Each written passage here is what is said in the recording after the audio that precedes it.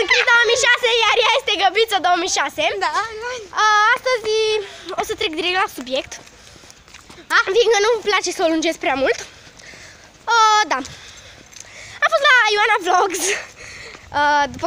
După cum știți, ne-am bătut cu perne, de-aia ne avem părul în halul ăla în care l-avem. Ce să vă mai zic? Vă rog foarte mult să vă abonați. Bună. Ce faci? Bine. Da. Așa. Și Eu sunt Găbița 2006. la 10 abonați o să-mi lăsați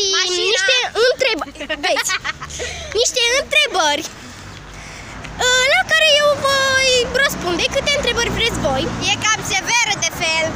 Nu e adevărat. Ba da. Ba nu. Ba da. Minte foarte mult Gabi. De-aia. Cine vorbea, dacă vă uitați în videoclipul anterior o să vedeți că a recunoscut. Așa, ce vreau să vă mai spun? De Paști!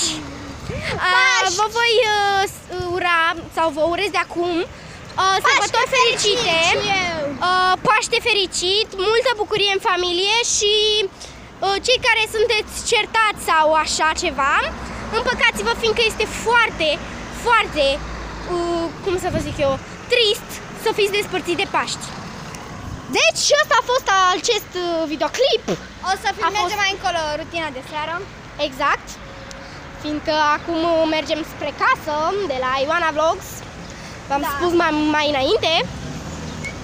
Da, și cam atât a fost acest videoclip. Vă mulțumesc și sper să vă abonați. Să strângem mulți abonați.